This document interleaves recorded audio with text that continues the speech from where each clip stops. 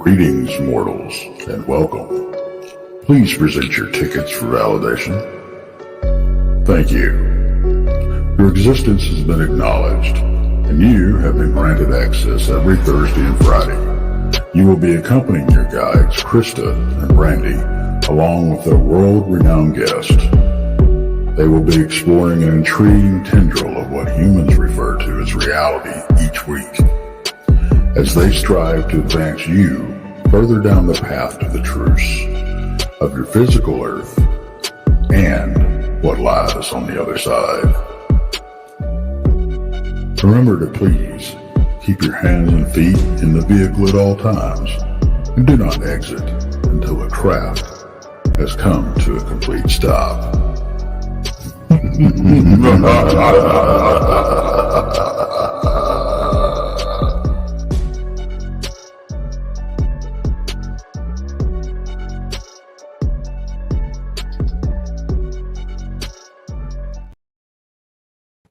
Hey, welcome to Blondes and Booze. Happy Thursday. Happy Thursday.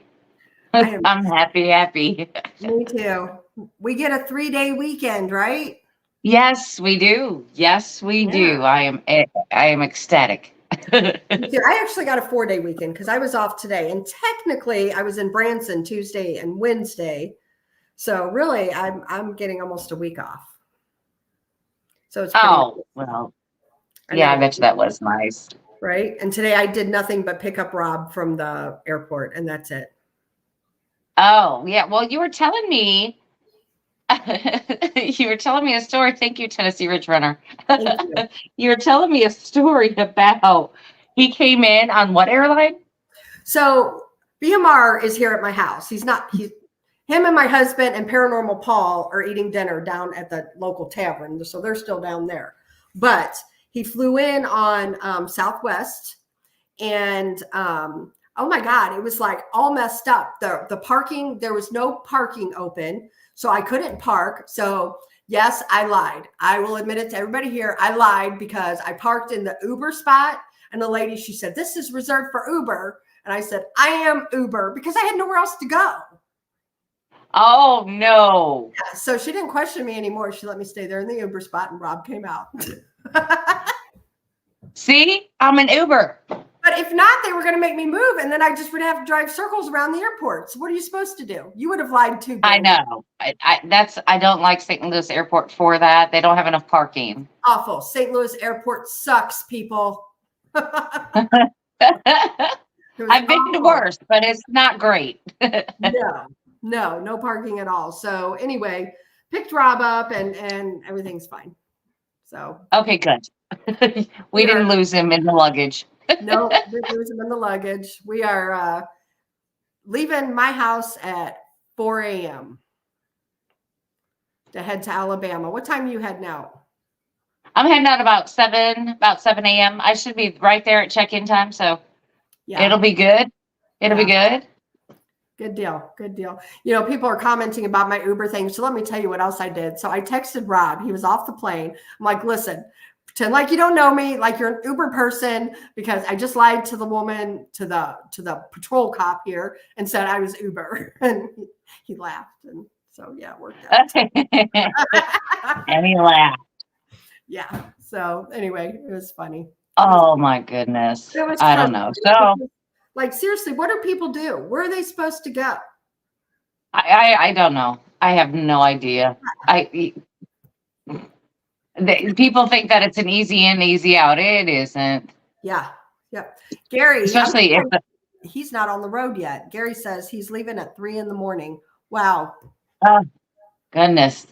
Yeah. Well, be careful. Be safe. Everybody coming to Anniston, Alabama, be safe.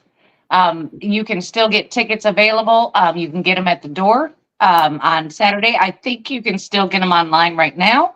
Yep. And the $30 online, $35 at the door. So no need to worry. We do have tickets available. And because I guess it's a really big theater. So we have plenty of room for everybody. Yes, Absolutely. Absolutely.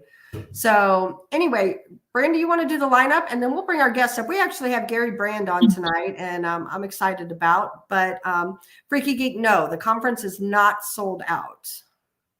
Anyway. No. Brandy, if you want to do the lineup. Thank you, Gary. And Absolutely. Of course, on Monday nights at 8 p.m. Central, it is Texas Front Porch and myself with Tex. On Tuesday evenings, we have Beyond BMR with his co-host Krista. On Wednesdays at 7 p.m., it's Donnie Cho Says Stuff. At 8 p.m., it is Barton Nunnelly and his wife Letitia with Humanoids. On Thursdays at 8 p.m. Central, I forget Monica's not on then anymore. At 8 p.m. Central, it is, of course, us Blondes and Booze. And at 10 o'clock p.m. on Thursday evenings, now this is all Central Times, it is Monica Rollins with our Paranormal World. And on Thursdays at 7 p.m. again, Blondes and Booze is back. Right after Blondes and Booze on Friday nights, Josh comes on with Paranormal Roundtable, and he usually comes on about 8:30, 9 o'clock. On Saturdays, Paranormal Paul starts off at 7 o'clock with Paranormal Among Us.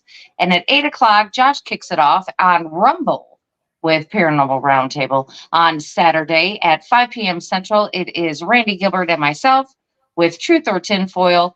And then, of course, at 7 o'clock, it's Tex and Daniel Vivo with their newest episode of Infamous Minds. And then Josh comes on right after that with Paranormal Roundtable. Typically 7:30 on Sunday, but 7:30. Okay. 7. We try to 7, but it never works out. It just, we do get a good crowd though. Yeah, absolutely. Well, thank you for coming Well, on. if everybody's everybody's kind of hanging on a Sunday night, they're not really, busy Sunday's a good running time around slot, and and doing we stuff. do really well on that Sunday. Yeah. Absolutely. Yeah. Absolutely. Well, thank you for coming back on. We appreciate you and appreciate you lining up our guests tonight. So I'm excited about this. And I'm not fantastic. Time, and I'm just going to bring Gary up. Welcome. Hello. Hello, and thanks for bringing me on. Absolutely. Josh, you get us the best guest, so I know you're going to be a good one. Well, I figured I better come back because, I had said that I wasn't going to be able to do Thursdays. Mm-hmm. Got a lot going on. And so, but Gary messaged me today and was like, are we still on? And I'm like, oh man, I forgot all about this. I had booked Gary and I was like, I got to be there. So yeah, I like Gary. I like talking to him. I think he has a lot to offer. He's one of the unsung heroes for now anyway. Yeah. But Gary, you wrote a book, right? Yeah, I have a couple of books at this point now. First off, I started with Hidden Within the Mist. It's a collection of 30 urban legends because as an author, I didn't want to take off too much at one time. That saying, how do you eat an elephant? One bite at a time. So I figured if I did a collection of short stories, it would break the ice on it. So once I completed that, then of course, to lighten the mood, then I also have dad jokes for the paranormal dad. That's awesome. Yeah. I love that. Yeah. So it's basically my show kind of incorporates storytelling and so forth. And so to, break up the suspense and so forth, we throw in a couple of dad jokes every once in a while. That's awesome. And then currently just released The Cry of the Owl. Cool. Yes, so winged humanoid in Java Island, based off of the accounts of Ernst Bartels. So I took that, which was very limited in what he wrote in Fate magazine, and took that and created a whole, basically, world of giant bat creatures and made that into a book. Wow, very cool. So is it a fiction book or is it? It's inspired by actual events, but yeah, it is fictional. Okay. Yeah. Okay. There are a lot of. Oh, go ahead. I was just going to say I'm not familiar with the Ahul. The Ahul is a chimpanzee-sized bat creature that was cited at least twice by Dr. Bartels, who is a environmentalist and naturalist. In Fate magazine, he described it basically as a cross between a bird and a bat, And then the story evolved that it got its name because of the sound it makes. So it's called the owl because that's exactly what it sounds like as it cries out. Gotcha. Okay. Interesting. Wow. Yeah, I heard that these are big, like bat-like creatures type things. They're bigger than any bat that we have known to man right now. Even bigger than the fox bat. Chimpanzee size. I'm sorry. What was that? I missed what you said. Sorry, they're stated as being the size of a chimpanzee or a 1-year-old child. Wow. Okay. Okay. So they look like a bat in the face and the body. Right, but they do have more. The body basically is more of a chimpanzee or ape, Gotcha. but then its arms are elongated and resemble more along the bat. And it's not the only time in which creatures like that are described. You have the Congopato, and then you even have in the Washington State, you have the bat squatch, which a lot of people think it's Bigfoot with wings, but it's actually it's more of a bat-like creature.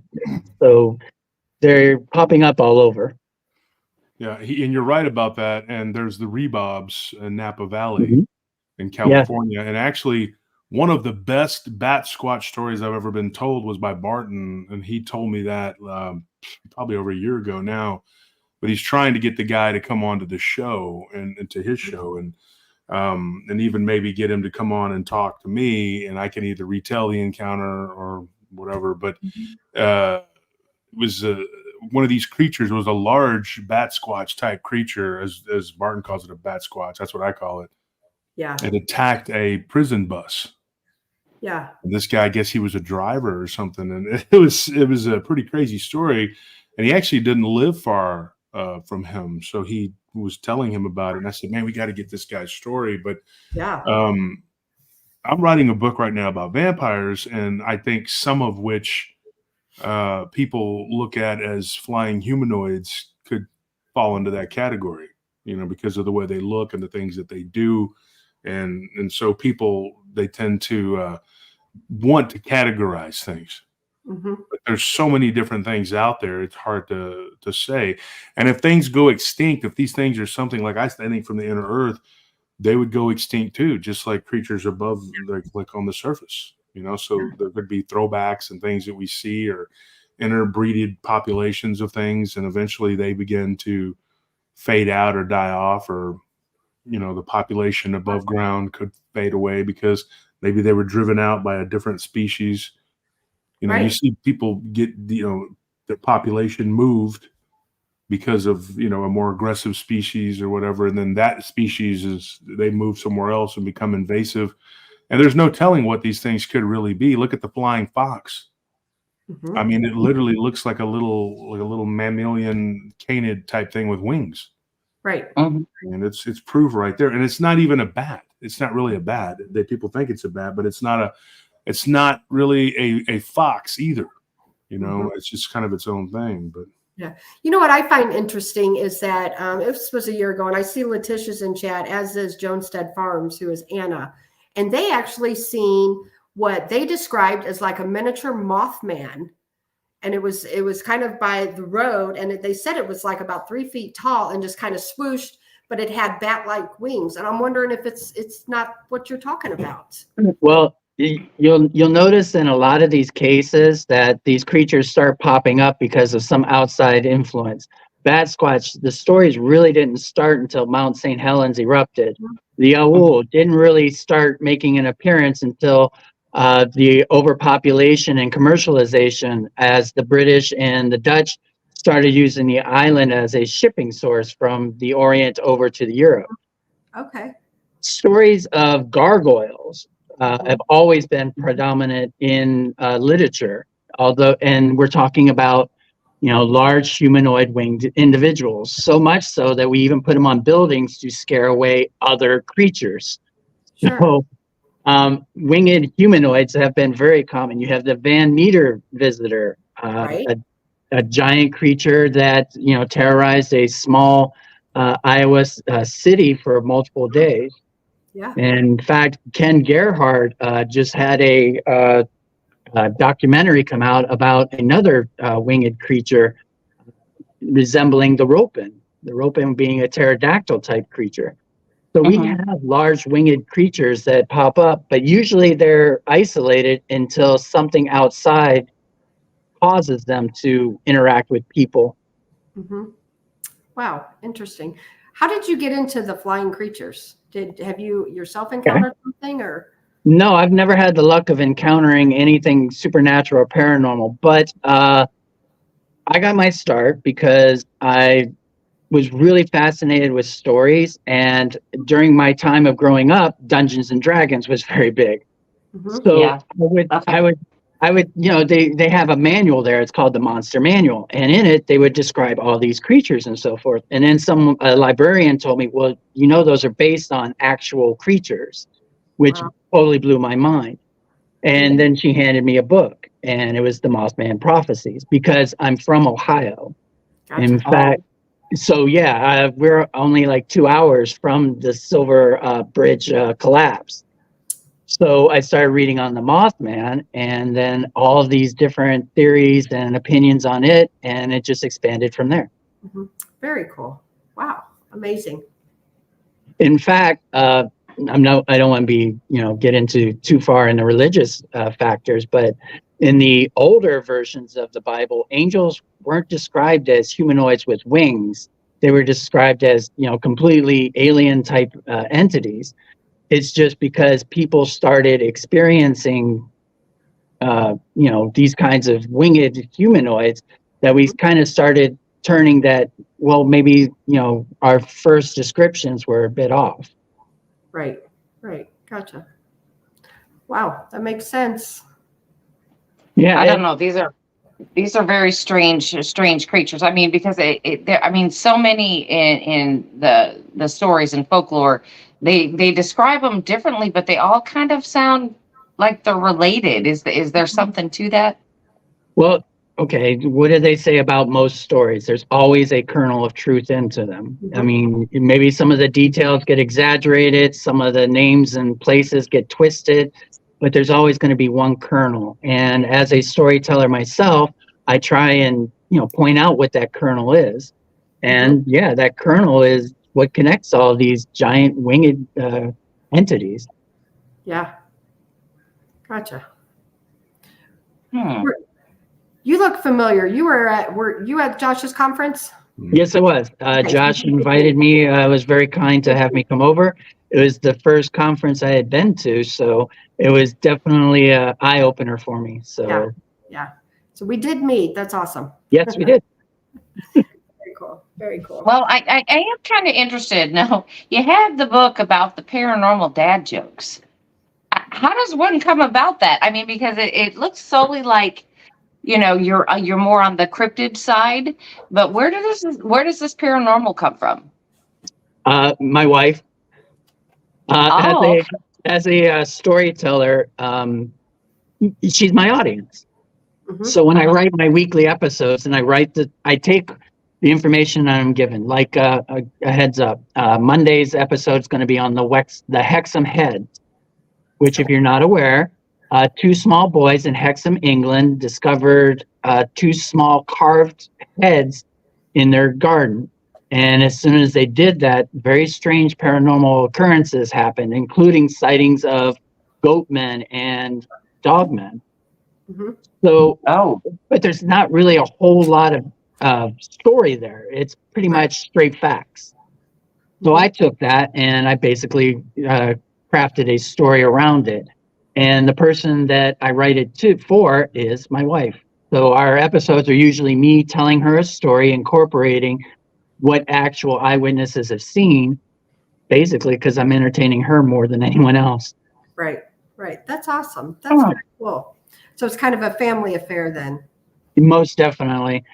We got started doing our podcast during COVID because we couldn't go out and do anything, and she wasn't even able to work. So we, I'd always been listening to podcasts, and I was like, well, maybe I can tell some of my stories. And that's what we started doing. Awesome. Very cool. Yeah, the way that you do your show is pretty unique. And it's pretty interesting. So that's why Gary was somebody that I had chosen to come to the conference. And like he said, it was his first conference. And after having talked to him on the phone, I thought this is a pretty unique person. So this will be a unique opportunity. And I think when you were at the conference, you were actually doing like pictures or something for people.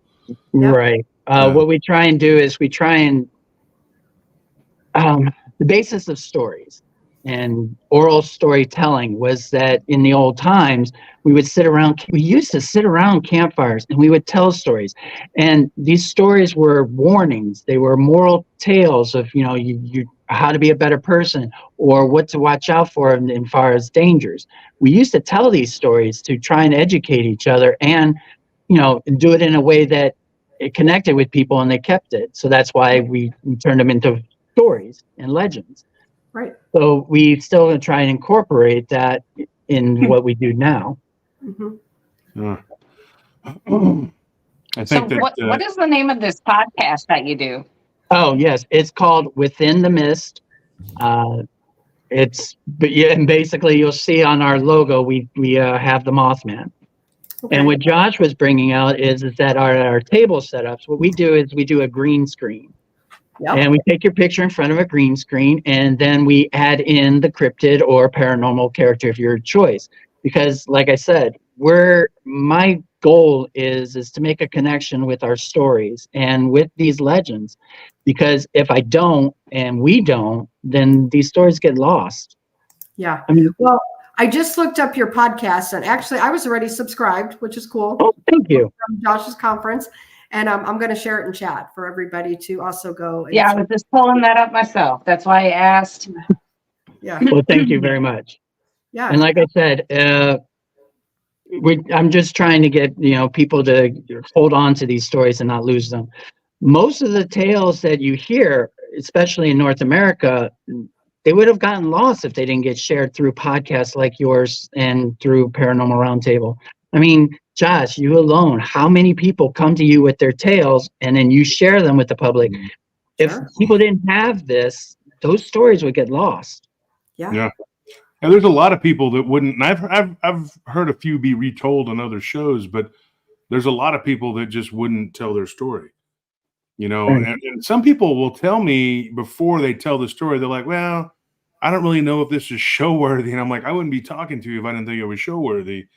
And then they start talking, and then there's always more than what they type out. Some of my colleagues, they just get emails and they go based off the email. But if you have the time, which admittedly I don't, but I do as much as I can. If you talk to the people, you can get so much more out of it. Mm-hmm. And then inevitably they'll tell you, I have a family member or a friend or somebody that you should talk to because they have a story about something similar or something else that'll happen to them. And sometimes people will message me. And recently I got a story. Somebody emailed me, and this is fresh. And they were telling me somebody that they knew was a police officer. And what they were telling me was crazy, man. And if you're listening, please, because I get so many messages on Messenger, I may have lost the spot. But they sent me a message saying that somebody they're related to is a police officer, and a woman and her dog were attacked by an upright canid. There was a police officer that was involved, and I just got it like a couple days ago, like maybe Tuesday or something. And this is Thursday, so I'll eventually be able to flesh it out and figure out who it was. But it was sent to me on Messenger. And it's a story like that, to where when you talk to that person, when I go back and I get that person's story, I'm going to ask that person, who's obviously on my friends list, like, hey, do you know of anybody else that has any stories? And I'm not just going to ask for Dogman stories. I'm going to ask them about ghosts or if they've seen UFOs or anything else. One of the best eyewitness accounts I ever got of an abduction scenario came from someone who had a dogman story, and they just kind of flippantly said, well, my neighbor, her sister, who I met one time, was an abductee, and she has a pretty crazy story, but I didn't get to hear the whole thing, and just sent her a message, and I'd forgotten about it. Like, it just sat there for like 2 months. And I don't even remember. It was like in October of 2022 or something. So then like February, so I guess maybe even 3 or 4 months, whatever it was, they messaged me back and they were like, hey, I just saw this. I don't really use this account much, but I would love to talk to you about this. And they had actually gone through hypnotic regression. Wow. And so they ended up with a psychologist. And so I asked him, I was like, I asked her, and I was like, are you sure that this is something you want to do? Is talk about it? She goes, no, talking about it is cathartic for me. And so she told me this story, and that was the one that I told, where she was taking aboard either a craft or she was in a type of facility, and she saw all these different types of creatures like behind these, what she called an invisible glass, because the glass was so clear you couldn't see that there was a glass there, and it scared the crap out of her because she thought that these things were roaming free, but yet they were just kind of sitting there in a stasis. And then she saw one of them move toward the glass, and then it freaked her out, and she realized there was like a barrier there. But she described seeing like these weird monkey-like creatures with wings. Like, that was one of the things that she described to us. And I was like, wow. Because I think on that interview it was me and Tony, and I had her like on speaker, and or maybe Anthony was involved too. But we were sitting there talking, and at one point I remember in that interview I was like, hey, I have to do something really quick because my phone was ringing, because it was like, we were using Tony's phone. So I got up and I left, and when I come back I missed like something, and I was like, what did I miss? Because I heard everybody in the room going, oh, and then I come back and I'm like, what was that? So I remember that particular story. Like, I would never have gotten all that if it wasn't for me, doing my due diligence and asking that guy if he knew anybody. And it may seem kind of pushy, because I know some interviewers or some podcasters, YouTubers, authors who are very conservative, and they'll just be like, okay, all right, well, thanks, man. And that's it. They don't ask any of the pertinent questions. Sometimes people will interview me. I have an interview on Monday for a newspaper, and then a county newspaper too, from where I grew up. So I'm going to be in the local paper, and then I'm going to be on a newspaper. And it's a journalist from San Antonio, and she's actually a friend of Whitley Strieber. And so, it depends on what she asks, because the story that they want to do is about not just about my encounters or whatever, but they want to do a story about a local person who was successful and has this podcast and whatever. And but if she asks the right questions, then I will go in the right direction. But it's really up to the interviewer to take the interviewee and not lead them into something that's not true. Right. But you got to also kind of push in the direction where they will talk about these things. Mm-hmm. So oftentimes in the Bigfoot community in particular, just looking at that particular subject, they will take someone's interview, and all it is just them getting the cherry that they want, and then they're like, well, see ya. And they don't care about any of the phenomena that surrounds it. They don't care about anything else. They just want that little bit of cherry, and then they're going to go and spin off whatever they want. And I've actually had this conversation with you, Gary, months ago. We talked about different interview. If you remember, we talked about interview styles and interviewing and different things like that. And what you did and what I did and how we approach what we do. And, storytelling is a craft, and it is something, if a person retells their story, great. And I'm not knocking that, but a lot of times the person will just be very matter of fact, or they'll be nervous. Yeah. And then people will use that against them later. They'll be like, well, that guy just sounded like he was lying because he was real nervous.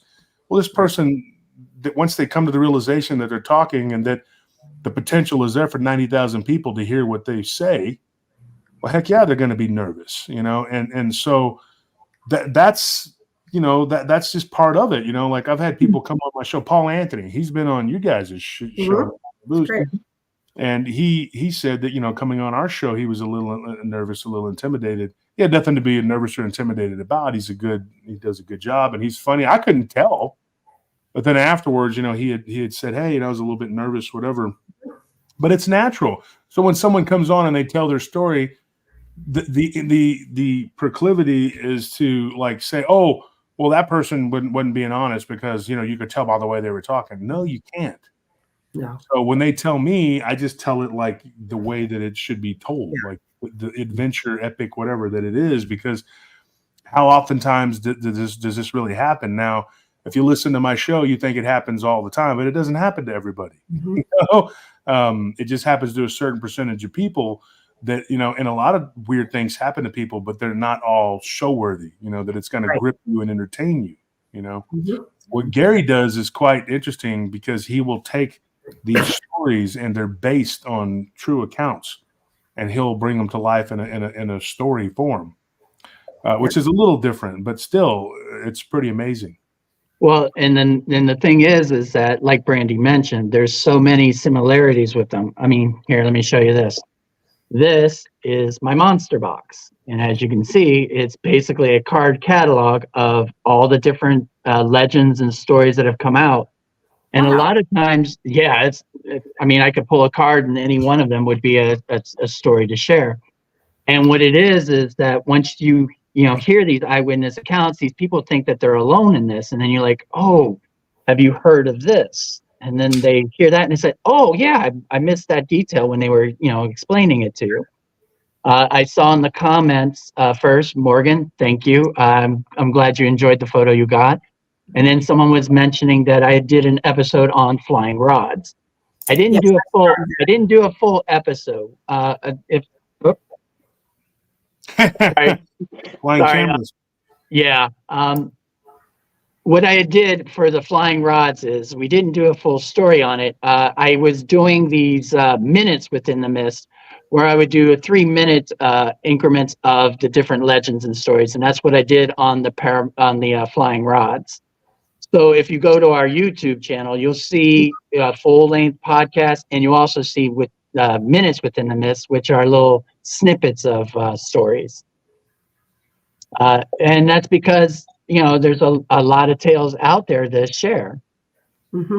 Yeah. And like I said, I have this box of, every time someone has shared a story with me or I've come across one in a book or anything, and then I start reading about it, that's when I discover that, hey, this is connected to this. Yeah, absolutely. Absolutely. Josh, you were mentioning about, people coming on and about interviewers and stuff. I don't always word things correctly. I have trouble. I know what I want to say, but sometimes the words don't come out correctly, and that's where Brandy steps up to the plate. She can get the right words. So sometimes. But I'm not, we're not afraid to ask. I figure the most people do is tell us no, Yeah, then, I think a big part of everything is people are afraid to be told no. Yeah. Doing what I do in security, it doesn't hurt to ask if they need it, and talking to someone. Some of my biggest contracts I've gotten by just talking to someone in passing and saying, hey, do you need security here? It's something I'll think about. Then you follow up on them. You don't want to bug the crap out of them, but it's kind of like dropping off a job application. You don't want to just let that sit in the bottom or whatever of a pile of paper. You got to follow up. And it's the same way in construction too. And you don't know who's going to say what they need or what they want. Yeah. And so we're learning now with the different aspects of, I want to say something before we go any further. If you haven't been paying attention, NVIDIA, which I did say on my show months and months ago, was a hot stock pick. I hate to say it, but I want to tell your audience this. It's about to split tomorrow. Now, here's the thing. A lot of people have been, the reason I'm saying this is because I'm not going to be on the show by tomorrow to tell anybody this. Don't run out and just buy the stock now because it's about to split tomorrow. And I've had about 20 people messaging me about that. The reason is because it's the same difference. The stock, I think, is selling at about $1,300 a share right now. Oh, wow. When I bought it, it was like 300 or something. I mean, it's really gone up, and I invested heavily in it. And so, yeah, we did well with that one. Another stock, just to throw it out there, is Robinhood. Now, a lot of people don't even think about this because Robinhood is one of the go-betweens in how you get stock. and you can buy and trade and sell whatever. But that's the platform that you can use. Some people use it, some people don't. But actually investing in Robinhood is another good investment. I would say NVIDIA, if you were to buy it, it doesn't matter whether you buy it today or tomorrow. Tomorrow, once it splits, what's going to happen is the shareholders, like myself, will end up with 9 extra shares per one share. That sounds great.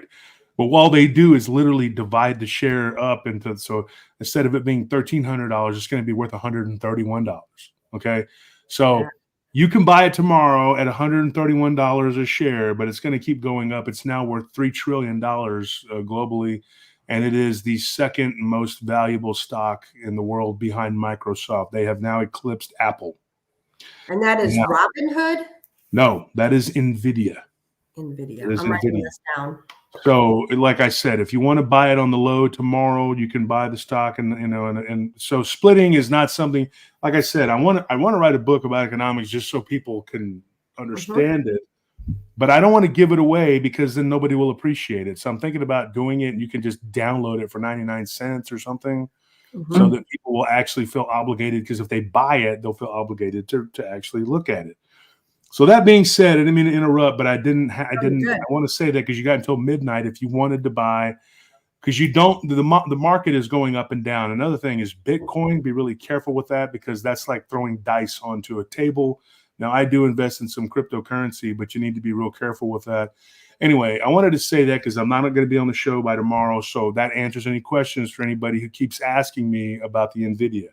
I told everybody years and years ago to invest heavily in gold. I did predict that it would go up to $1,400 an ounce, and it did hit $1,400 at one point. And so there you go.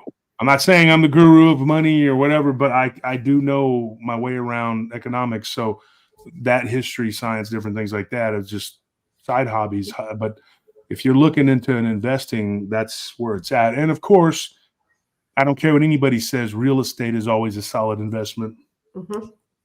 Yeah. So here's the thing: if you don't invest, then you have, the rate, like our age group, we'll have nothing by the time we retire. That's right. You won't have any Social Security. And I know Gary and you guys, we're all about the same age. We're old Gen Xers, So I can say this: the Boomers didn't leave us much. They didn't leave much behind, and they inherited one of the best economies ever. And I'm not trying to bash our parents, but they kind of destroyed it. A lot of their bad decision making. But I will say this: if you're not making money while you're sleeping, you will be broke. I'm telling you the absolute truth. And the other thing you need to understand is if you have a very good cash flow business and you're not investing, you're making money in vain and you're just living to pay taxes and die. Yeah. So if you want to leave something for your children and your children's children, there are investment opportunities out there galore. It's all about finding the right assets or whatever. And William Baez, don't take it wrong. I like to needle my uncles and stuff. They're all boomers and I give them a hard time, but I love them dearly. And to me, they were the last respectful generation. Ours got more and more, deteriorated morally. And then these next two generations, right? Holy crap, man. Like this kid, literally like a couple days ago, I ran into a convenience store to grab something. And this kid asked me if I was packing. Like he was a kid. He couldn't have been more than 15 years old. Wow. I was like, what? And he goes, no, I'm just checking. You know what I'm saying? He like lifts up his shirt and shows me his gat. And I'm like, okay. I was like, what in the hell is this kid doing? And I was with Anthony and we were doing the patrol for, whatever. And I guess because I was in a uniform, he says, are you packing? And he shows me his. And I said, you really shouldn't be flashing that. And there's a camera right there. Sure. And he goes, well, it's open carry. I said, yeah, but that's concealment. And now you're showing that you're concealing. You should know the laws. He goes, man, F the laws, yo. I don't give a damn. He started giving me his numbers and all this. And I said, yeah, memorize numbers. Okay. And when I came back out, he goes, yo, fool, what you mean I didn't memorize numbers? I said, because when you go to jail, they're going to give you a number to memorize. So probably remember that. And then he kind of sat there for a minute. And when I was driving off, he was all like doing all this. And I'm like, whatever, dude. But the bottom line is this kid was some Zoomer. And he had a 9mm right there in his pants. He's like, It was a nice gun too. From what I saw, I was like, it's pretty expensive. I don't know what he was doing with that gun and who he stole it from or what, but it wasn't really even in a very bad neighborhood, Yeah. So you're just kind of sitting there going like, what in the hell has our society become? Like, what is it, And these kids, I call them kids, even like my children's generation, my oldest son is 31, my daughter is 29, like their age group, they feel like they're entitled. Like, what are you entitled to? Like we owe them something. I'm not saying it's my kids, but that whole age group as a whole, it's awful. It is awful the way these kids are today. And a funny thing too, the side thing to that, the gun that he had looked like a Canic. And I know Canics are good guns and it doesn't have a safety. Yeah. And he had it stuffed right into his pants. And so I thought that was kind of funny too. I was like, wow, dude, you're sitting there holding a Canic and, I wouldn't stuff that in the front of my pants, but you live and learn. And sometimes people don't live and don't learn, but it's really just sad that what's happened. A lot of what you were saying too, Gary, kind of ties into what we're talking about right now. There used to be a time and a place after dinner, I mean, it sounds cliche, but dad or Uncle Johnny or grandpa, whatever, would get out the pipe and, they'd smoke out of the tobacco and they'd say, let's tell a story. And they would tell a story and then everybody would be enthralled for 30 minutes and then they'd go to bed. And it was like a tradition, the oral tradition, and not everybody could read. So then somebody would read a story or they would have a story that they read and they would retell it. And that was a part of our heritage, in particular, American heritage. The natives did it before we showed up here. And well, part of me anyway, I'm part native, part white, but it's like they did it, the early European settlers did it. It's just what we did. It was part of the American heritage, and everybody in every state of every country in this country has something, to that effect. And then it became television where you just kind of mindlessly sat there and watched and just absorbed whatever, because it's like the difference between cooking at home, which is way more healthy, depending on what you make, or going out to eat. You're just at the mercy of whatever additive they put into the food. How much salt or sugar you intake. And then when you're at home, you have a lot more control over what you cook with, whether you cook with olive oil or, whatever kind of butter or whatever, you can say, hey, I don't want to use something that's bad for me like margarine or whatever. But that's the difference between television and storytelling. When someone is telling you a story, it's almost like eating an organic burger that was from one cow as opposed to a lump of ground beef from 40 different cows. Mm-hmm. So that makes the risk of E. coli extremely more high. That's why you can't eat a burger rare. My little nephew the other day was like, why can't I eat this burger rare here, but I could eat it rare over there? I said, because over there they take one steak and they grind it up into the hamburger meat and they can make it rare. Where the burger over here is made from hamburger meat that is from 40 different cows. And he's like, well, that's gross. I said, well, that's life, and that's what you get with television is just like, they're just pumping stuff into your brain. Not all of it, but a lot of it is just, and now it's like agenda, it's just like cultivating your mind to think what they want you to think and believe what they want you to believe. But storytelling has become more and more of a lost art. And it's under attack too, even in this community, because people that aren't able to do it, they're upset about it. They're jealous, and they can't because they don't have those abilities.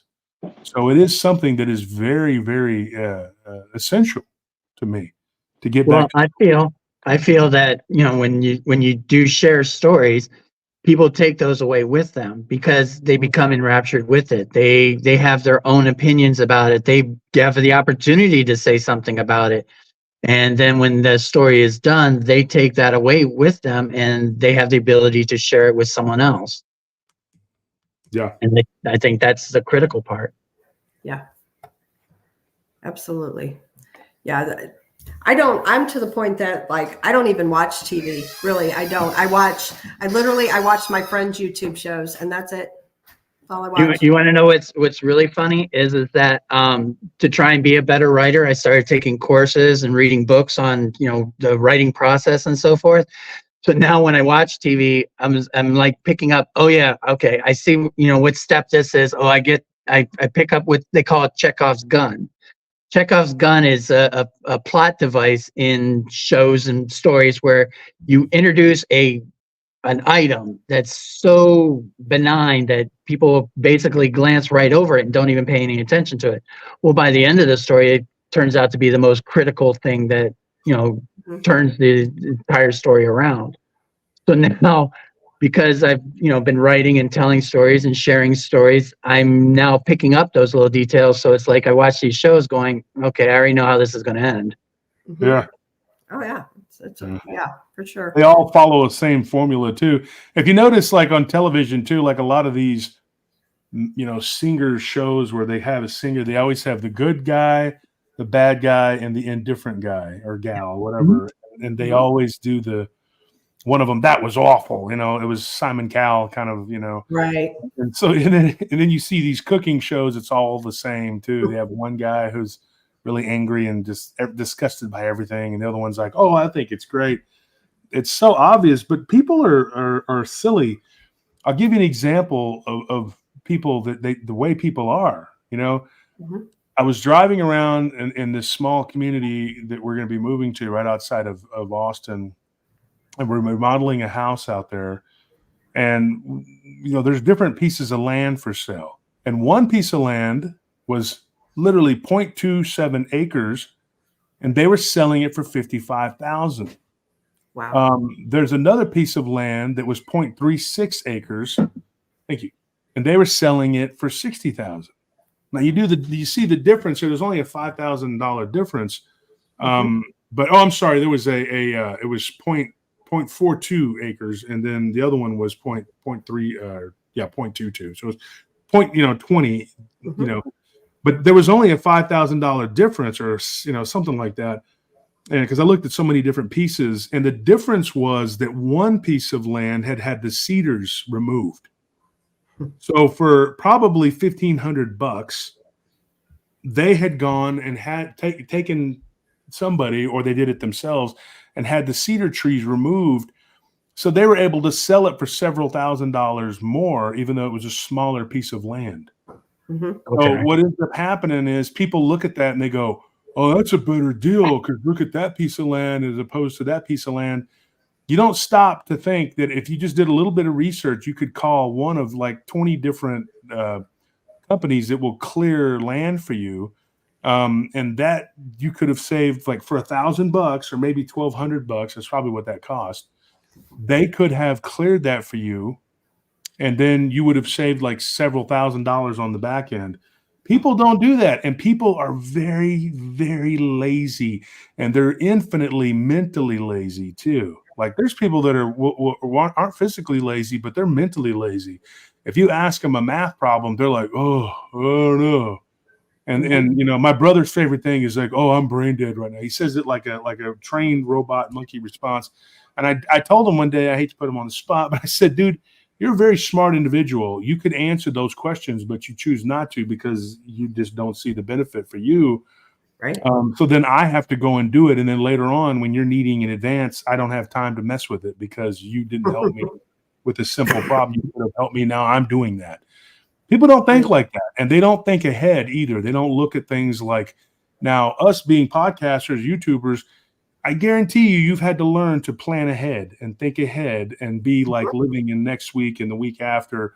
Yeah. Because if you're not, you're really screwing yourself. You're not going to understand planning and going out far in advance. It's gotten for me now to where I don't really have to plan too far out in advance. I could just call somebody and say, hey, do you want to do it? If you don't do it. Mm-hmm. And typically they'll say, yeah, it's cool. But that's the key. I mean, there are simple things that we could do in our everyday life that would make a world of difference, and a lot of the time the best witnesses are people, if you notice, like they're pretty organized, mm-hmm. And as soon as something weird like that happens to them, they'll remember it because they categorize it in their brain. And I can always tell when I'm talking to a witness, like who has their stuff together and Right. who probably hasn't washed clothes in 2 weeks. Yeah, that's true I mean, story. it's the truth, and like, I mean, it's the real truth, and like, and then they'll say, oh wait, well, there was this other time. Oh wait, well, you know what? There was this, wait, hold on, let me go back. Hold on, and you're just like, yeah, okay. And you don't want to know what their house looks like. I don't know. It's just. And that's why I take a lot of the stories that you'll get, like the Pensacola sea monster was a story in which a group of kids went out and they were going to go surfing and swimming in the ocean when they basically were attacked by a sea monster. Well, the problem is that there were so many variations of the story that you kind of have to sift through it and plan out which sounds most logical and which one is sounds like it would most likely to have happened. And that's what I end up having to do most of the episodes that I do, is that each story has multiple variations, so you try and create the one that has the most reason to it. That story you're talking about happened in what, 1967 or something like that? Right at the end of the 60s. Yep. And that story was an incredible encounter. What happened was there were 3 guys, actually 4. And 5, 3, actually. Oh, yeah, okay, there you go. 5. And 5. And all but one disappeared. And they said there was a heavy fog. And the way he described the creature was like a plesiosaur type being. Mm-hmm. Yeah. And basically all the people around that found him and so forth were basically, their version of the story was that these kids just basically drowned to death. But we're talking about kids in the prime of their life, kids who had been in the ocean all their lives because they lived in Florida. So it's just like really ridiculous to believe that this could really have happened. So then you have to really look at the survivor's story. And why would he lie? I mean, his friends just died. So why wouldn't he have just said, oh, well, they, cramped up from the cold water and they, drowned? That's not the story he came with. So you have to look at why he would have his version of the story, which is the one we shared. And if it was foul play for some reason, why make up such an incredible story? Why not just say they were killed by a shark? Really? I know. Yeah, that is a very incredible story. What's interesting, though, about Pensacola is it's known for having a high level of not just Bigfoot sightings, which have happened in and around Pensacola, but also UFO activity. So it is a hotbed of weirdness. And so to have the plesiosaur there, it kind of reminds me of like Boleskine Castle. When Ken was there, you were talking about Ken Gerhardt earlier. Ken's one of my best friends. And when Ken was telling, we were eating dinner the other night, and he was telling me, he's like, yeah, so they were trying to church it up about Aleister Crowley. Really?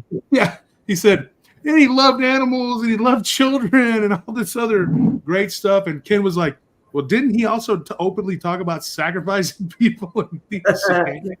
And they were just like, well, yeah, but that's just, that's not substantiated. And he was like, no, he actually said he did that. So like, but I could see Ken being like kind of a contrarian and doing that. And so we were all kind of laughing at dinner about it. And he was like, yeah, they were all telling us all this like good stuff about him. Like he was some kind of, humanitarian. And I'm like, didn't this guy like summon a demon?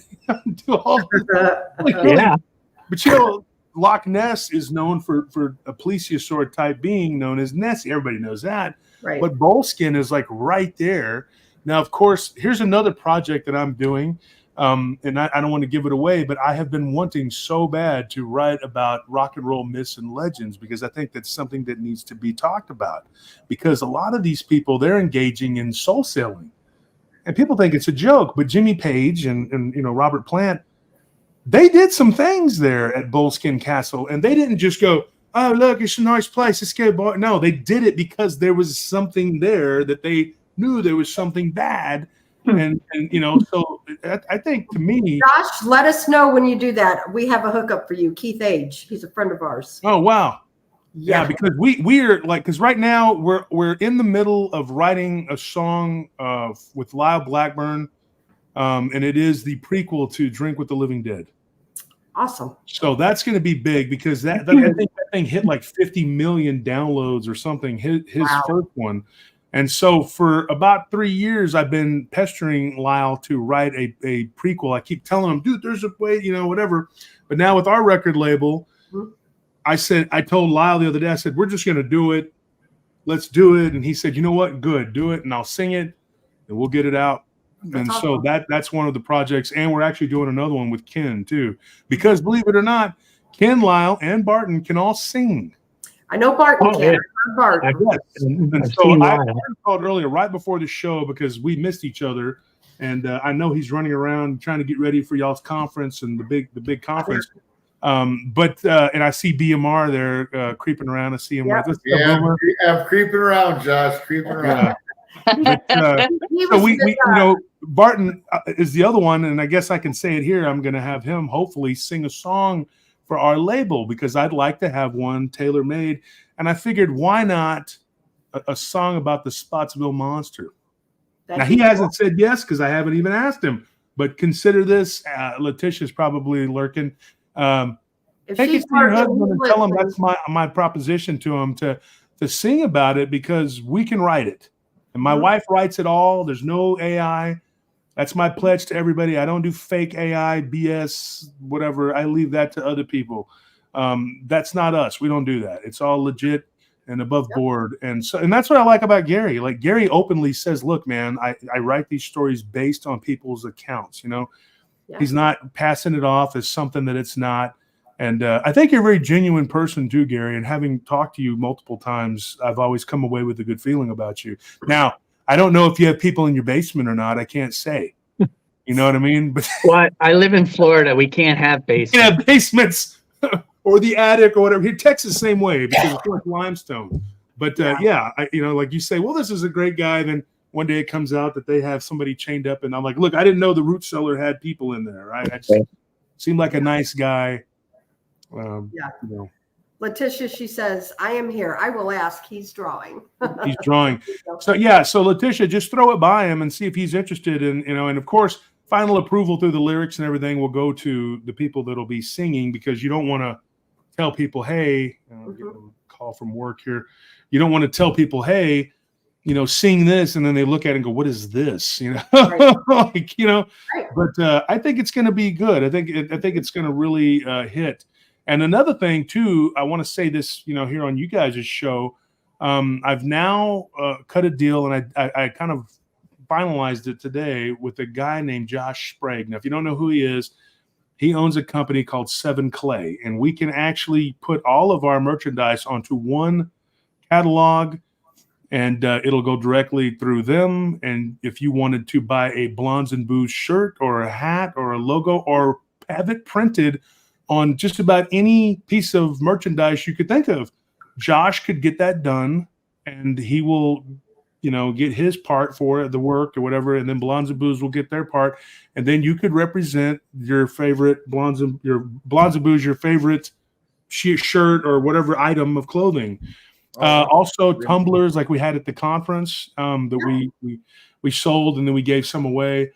Those will be available, and you can get the Blondes and Booze or the BMR logo. BMR just asked if you can I would like some bandanas, my trademark bandana. That is very doable. It'll be very doable. So when you guys are done with the conference, get with me. So folks, don't forget, you can go onto this site, and you can order Blondes and Booze or BMR or Barton Nunnelly or whoever, or Gary, if you have a logo you want to make and use for your show, they can do it for you too.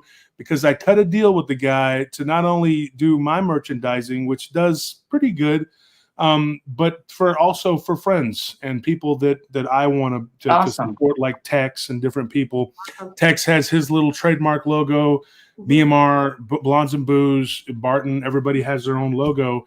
And so if you're a podcast or YouTuber and you consider yourself a friend of mine, well, get in touch with me and we can make that happen for you, and it'll make it very easy. That way you don't have to go and get it printed and then mail it off yourself. And then these wonderful designs that me myself come up with for PRT, you guys can order those now. And when you see the new camo shirts, you're going to like them, believe me. And then you're going to want to go order one because other than being a member, that's the only way you're going to get one.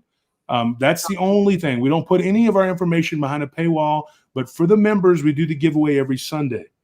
So you can wait around for a giveaway, or you can just go order one off of our upcoming site that we're going to be having done in the next week or two. But that's going to be an awesome thing, and it's going to really help to push, and it'll be a way for people to get your product from your favorite show, your YouTuber, podcaster, favorite author, whatever. Lyle Blackburn's going to be involved in it too. Cool. And so, you can have them advertise and you can make a little bit of money off of it, but really and truly it's about building your brand and having your name out there. So when people are out and about, and one guy, he said, well, I don't like the restaurant he was at because it was Chili's and I don't go there, but he said he was at Chili's and the waitress asked him about the Paranormal Roundtable shirt. So he told her, he goes, it's this heavy set, pretentious guy who's got a ton of people that hate him. And I don't know why I'm even wearing this. It's my wife's. I'm kidding. That is not what happened. He told her, he said, no, the guy has a show, blah, blah, blah, blah, blah. And he goes, I don't know if she, went and whatever, but she came back and showed her the phone and said, is it this? And he said, yeah. So that was a way to promote. I mean, at least you got another listener there, Yeah. Right. So, once she goes to the show, she'll probably be, this guy's terrible and turn it off. But at least you got somebody to look at it for a second, right? Right. That's right. Awesome. Yeah. Very cool. Very cool. So definitely I'm going to look you up though when we get done with this conference next week and give me some information on that guy for sure. Because, we have somebody now and the merchandise is cheap, but it costs more to ship it than it does to even get a t-shirt. Buy it. So I'm definitely interested in talking to your people. So what'll happen is, the shipping, of course, is the thing that the people have to assume the shipping cost, and it'll be on there when they go to check out, and then you'll make a small profit off of it and whatever. But to make money off of t-shirts and things like that, which I do, but it's not a very big profit margin. It's really, like I said, just building the brand. And I'm just happy that during the pandemic, two people in a pub in Boston, in an Irish pub, actually ran into each other. One of them was wearing the pandemic mask, and the other one was wearing a hat. So I thought that was pretty neat. And what are the odds, right? Right. Yeah, and they took a picture together too. They were like, they didn't even know each other. And then the guy was like, check this out, man. I ran into another dude wearing it. And that was cool. Hasn't happened since that I know of, but that was pretty darn awesome. Now, during the Mothman Festival, Nick Redfern, Lyle Blackburn, Ken Gerhardt, and a few other people that were there, they all decided to wear PRT shirts, and they were wearing the black shirts with the white logos, and people were coming up to them, and Lyle thought it was funny because he's one of the nicest guys in this field. Yeah. He's wildly popular, and he's pretty famous, and so people were coming up to him and going, oh, you like PRT too? Oh, cool. And then walking off. He was like, it's like people were like noticing the PRT logo. He goes, I guess you've arrived, because there were people that didn't even talk to me about my books or anything. That's They really cool. saw the PRT logo. It was like, cool, man. But they all took it in stride. Like, I mean, they're very humble guys. People say what they say about them, but they're not. They're very nice. I know that Ken at one point had gotten aggravated with people inviting him onto his show and kind of not being good hosts and being kind of snarky. And so he'd come up with the rule, and he said, look, if you haven't read my book or my books, don't have me on your show. And I know that there were times when he had told me he was in a chat where there was like 4 or 5 people, and the host was like not really, whatever. And so he kind of came up with that rule, and he's not a money hungry guy. Trust me when I tell you this. He's not that way at all. He's very modest. And it's just one of those things where as a person that has a lot of knowledge, you don't want to have to go somewhere and they don't even know, all they know is your name. And then they make you just tell them everything about yourself. And it's like, come on, man, at least know who you're dealing with, Right. That hasn't happened to me. Because I don't do a lot of people's shows, man. Like I'll do Gary, I'll do you guys, whatever, but you got to know me, man. Cause I've had people ask me to come on their show. It's no offense to anybody, but I'm not going to go up there. And they know now that the PRT, the paratroopers, they travel. So if I'm on another show, they're going to show up. You're going to have at least 200 or 300 people in that chat. some of the people in this field that I wish I never would. I'm not gonna say any names, but I wish I never would have did their shows because they ended up with like 14, 15,000 views on stuff, and then they turned out to be the worst people. But that if I'm going to be on your show, there's going to be an audience. And so now that people will say, hey, I want to get you on or whatever. And that's fine. But, it needs to be somebody that is familiar with me and that I'm familiar with them, Yeah. Yeah. Not an arrogant thing. It's just what it is. Oh, yeah. Yeah, they really are very nice guys. And like we talked about, like with this conference, you go to conferences. I've been to conferences where the speakers, they go hide in a room. They don't come out, do their spiel. And that's it. You don't see them anymore. Your conference, Josh, the one, that Brandy and I, the Alabama, we hang out with everybody. We're not the people that hide in rooms at all, and I can say, like at your conference, people could go and mingle with Ken Gerhardt and Lyle Blackburn and you, and, you all had time for people, Yes. where a lot of these conferences, they don't. Well, and some of them act like prima donnas, like. Right. Yeah. Right. I was going to say too, what's cool about the conference we're doing is, I've been to a couple conferences, and I'm not going to name names about any people that speak. Ours is be different because I've been to a few with some named people that I've been told it's the same show that they've been doing since 1985. It doesn't change. There's nothing new to add. So I like the conferences where, it's newer people in the field, know their stuff, but they provide something fresh and different, because you can all look on YouTube and look up a conference and watch something spiel. Yeah. And, the thing is too, like I've noticed it more so in the paranormal world. You go with some of these big name people that are on the TV, they do not give two craps about you or anybody else. They're there for the dime. They're there to make their money and go on. The only thing I can say, and I will tell you this, when you talked about, when I told you, most people can do is say no. We, 2 years ago, we spoke at Scarefest in Lexington, Kentucky. And Dave Schrader was there, and we were invited to the after party. We went to the after party, and you know what? I was like, most he'll do is tell us no. So I went up and I talked to Dave Schrader for a little bit, very friendly, very personal. I was like, hey, can you do a shout out for Blondes and Booze? And he did, and I still have it. And I actually thought about playing it again, but not many of them will do that. You know what I'm saying? Because there was a couple, and I won't name their names, that were there that didn't want anything to do with anybody. Yeah, Dave's a pretty cool guy, man. There's a few people out there, in this community that from the get-go were kind to me and were open to talking to me. Lauren Coleman, made friends with him. Of course, Linda Godfrey, Lyle Ken, David Weatherly. They were very approachable people. Barton, of course, very humble, very approachable. And they're not pretentious, and they didn't, well, some of them are deceased now, but they didn't act like they were somebody. Right. They were just like normal people, and you could sit there and have a normal conversation with them. And that's what I liked about them. And eventually just accepted me as part of the family. And they of course, they're not going to call you a colleague unless you're putting in the work. Yeah. But to get their respect, it was paramount for me.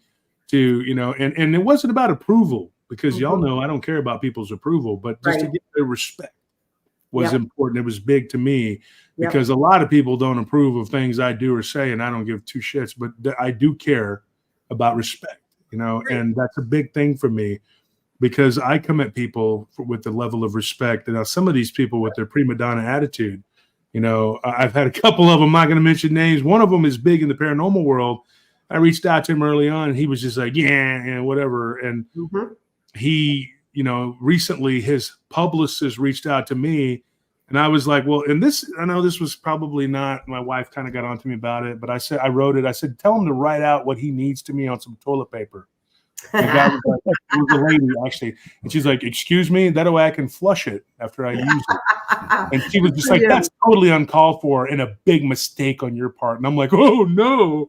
I was like, I made a mistake. I was like, well, I made 1,000 mistakes. Okay. So add it to the rest. I really don't care, because that person's never going to get a dime from me or any an ounce of my attention because of how they treated me early on. Like I was some underling, some stray dog begging for scraps. It was like, really, this isn't my main job, you know? And as far as I'm concerned, that person's just looking for money all the time anyway. Right. You know? Right. Yep. And a lot of them are. And that's, you know, that's why I refuse to do any other conferences except the Kling brothers. They are like you and I, you know, they're pretty good guys, man. They're great people. And Brandy and I, we don't do any of the other big paranormal conferences because of that. And then just to be a vendor, you know, we looked in there's one in Kansas City. Yeah. And it's $300 to be a vendor. And then you got to buy tickets to get in there to meet everybody. I'm like, really? no. Yeah, you don't even the vendors don't even get like 2 tickets to go see the speakers. Yeah. I thought no. Yeah. No. The Kling brothers had asked me to be a vendor at their conference. The first one the one that, I don't know if it was the first one, but the one before you guys. Yeah. I just didn't have time.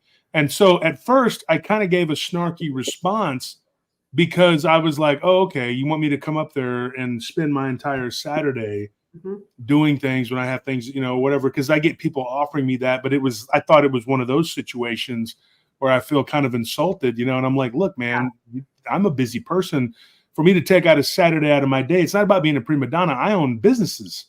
And Saturday, I'm on builds and I'm on sites. I got things I got to take care of. I don't have time to go gallivanting down to whatever, unless I have it planned. Right. And so, but then going and meeting them, I felt like, oh man, I should have done it because they were so nice. Yeah. And then the second conference, of course, I just went down there to hang out with you guys. But you know, it's there are those kind of people. Then there's the other side. Yep. You know, and then there's the ones that don't pay people. Right. You know? Like Adam Davies told me all about that, like not getting paid. That little, you know, that's ridiculous, man. Like, you know, that would be where I would lose it right there. There's several that Aries told us about that he didn't get paid on. I would have taken their car keys and been like, I'll give it back to you whenever you pay me. How about that? You know, they'd be like, well, I'm calling the police. Well, go ahead. This may be your mistake. I'll give it back to you after the tires are flat.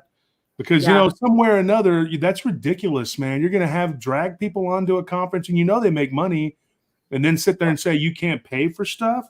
Right. Everybody at my conference got paid. Everybody. Yeah. So you don't go and just say, oh, you know, this is, you know, I'm just going to jerk you around. Or they feel like you're a newcomer or something so they can treat you a certain way. Yep. Oh, yeah. Yeah.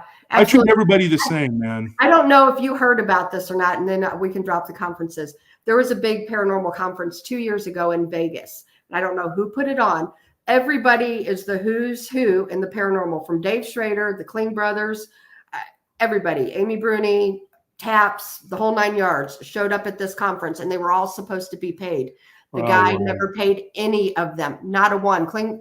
Barry was telling me how they ended up having to eat their own plane tickets. Like, it was awful. So there's some out there that are pretty shisty, you know? Yeah. Yeah. I don't operate like that at all. No. You guys, why would you? That's your reputation. Right. That's what I don't understand, you know? Yeah. So Gary, let me ask you this. Gary's kind of sitting here, but Gary's a part of it. I mean, he was at the conference and he knows he was doing what he did. What is your next project? What do you got? Are you planning on get something in the works? Yeah, actually, this Saturday, the Within the Mist will be at the Ocala Bigfoot Conference. So, actually, Ken is going to be there as well. So I'm looking forward to seeing him there. And then I'm kind of branching out into new territory. My reputation as a storyteller will be really tested because next Thursday, I am going to be participating in the Maitland Public Library's summer reading program. I saw that. Yeah, what we're doing is to motivate, you know, kids of all ages to read. I am going to be telling different urban legends, local urban legends, to the kids there, and of course we'll have our green screen so they can get their pictures taken. So we're going to be, doing the legends of the Bridal Chamber and the Barton Booger.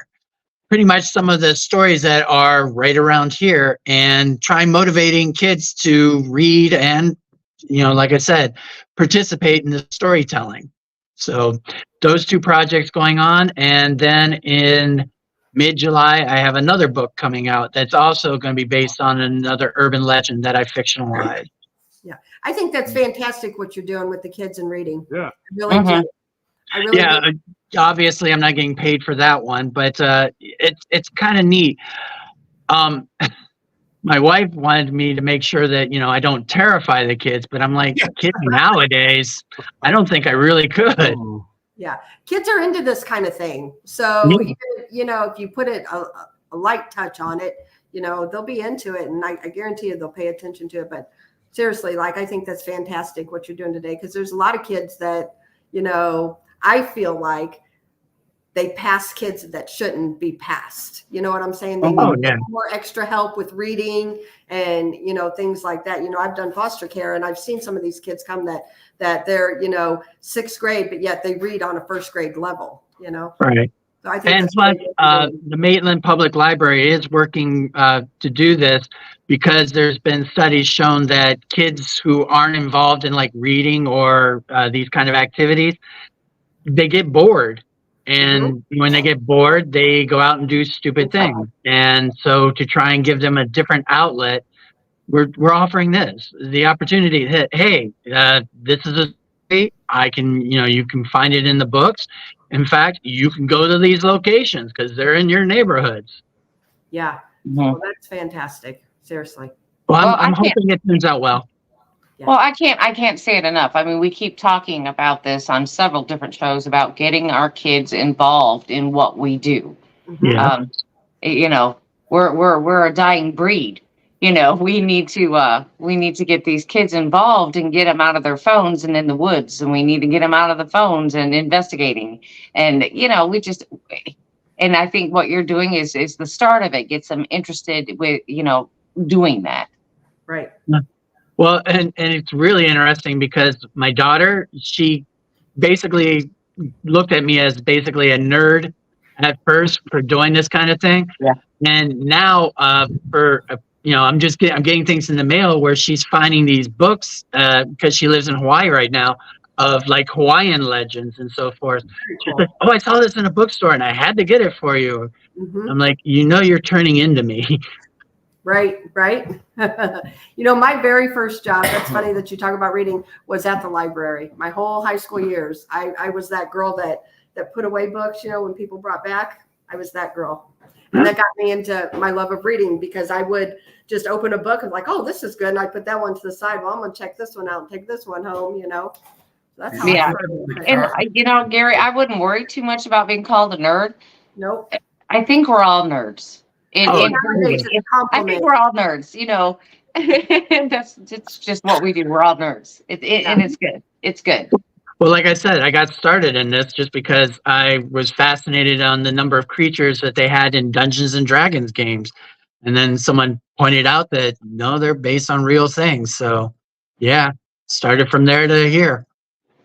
Yep, and here you are today, right? Yes. Yeah, that's pretty crazy. But back in the day, you're about our age, so Dungeons and Dragons was the thing, Oh, yeah. Yeah. And you know what? It's not so much it's not really an insult to be called a nerd nowadays, I don't think. No, I don't think so at all. Yeah, call me a nerd all day long. That's okay. Yeah. But it's funny because when I wrote The Cry of the Owl, my daughter was the first person to message me saying that she had read it, and she was actually making a lot of comments about it. Mm-hmm. So do you get people that write to you about their encounters, and that's how? Yes. Or they'll say, "Hey, have you heard about this legend?" And then they'll send me a link of a book or of a website that really gets no traffic, and then I rework it, and then I get it promoted and get it to the story out there so more people will pay attention. Yeah. Very cool. Well, do you have one of those stories that you received that is just really, I don't know, took you back a little bit, and it's kind of it's something you never forgot? And can we hear that story? Okay. This one really got me because I had no idea about it until someone brought it to my attention. I'm from Massillon, Ohio, which is a small, part of the Rust Bowl. It's a steel town. And someone pointed out to me that there's a whole community there that was built on what was called the Black Plague Cemetery. The story behind it in Massillon, Ohio, is that there's a location that, during the early 1900s, there was a cholera outbreak in my hometown. So Right. bad so that they were doing mass burials.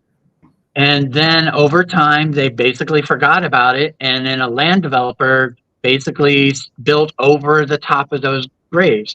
And just like in Poltergeist, they moved the headstones, but they didn't move the body. So now then there's all these paranormal occurrences going on there of strange shadows, of pets disappearing, and so forth. So all these ghostly activities all occurring in an entire neighborhood. And as people are remodeling, and in Ohio, they can't have basements. So as they're digging in these basements, they're finding skulls and supporting these urban legends of ghosts and all these victims who basically were buried, and then their graves were, paved over with concrete and built houses on. And I know this neighborhood. Yeah, that's actually like I've heard of a lot of instances like that. There's actually like the St. Louis airport here. There was a big thing. They expanded the airport. I don't know, it's been probably 20 years ago, but there was a cemetery and the bodies didn't get moved. The headstones did, but the bodies didn't get moved. And that was a huge to do here. So, I mean, that's common. Yeah. But you don't expect it to be, 5 miles from where you grew up. Right.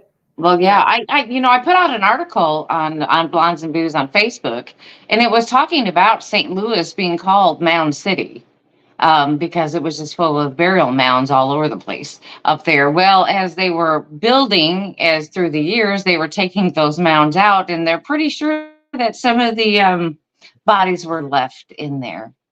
Oh, yeah. I mean, So, you talk about St. Augustine. St. Augustine, I mean, they said that you can't take more than 3 steps without stepping on someone's grave. Yeah, St. Augustine is the oldest city in the United States. Right. And there's so many people have been buried there and lost there that, they say you can't take more than 3 steps without stepping on someone's grave. Well, here's something weird. I'm sitting here and there's 2 people upstairs and the door just closed by itself. Okay, that's weird. Yeah, we're going to be glad to get out of this house. Yes. I've literally been here alone, and I've heard voices, and then sometimes the aquarium, the water, the way it falls, I'll hear like voices in the water, and I'm like, what in the hell? So I thought it was just me. So we were kind of having a house meeting the other day, and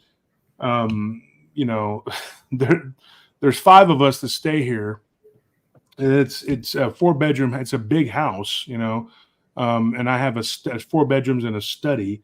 So there's 3 people upstairs, and then me and my wife. But we have had some weird incidents. My nephew, my brother's son, the first night he stayed here, he had a horrible nightmare. Multiple people who've stayed here have had like weird nightmares, and I just had one today. Like in the middle of the day, I didn't get to sleep till like noon because I was on the phone dealing with a business situation and then work.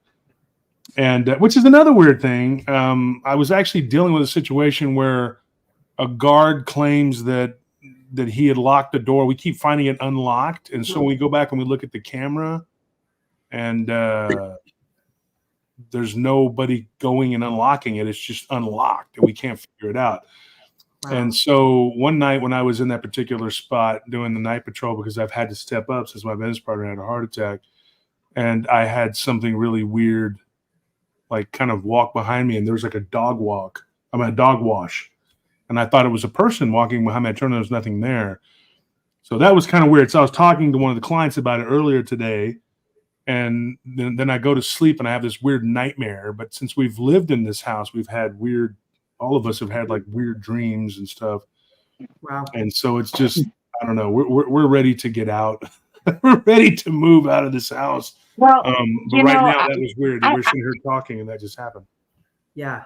I'm thinking about that, and I was thinking about that before, is now that you've been talking about moving and now that you are moving, that, I think that whatever is around you is going to start acting up because they know you're leaving.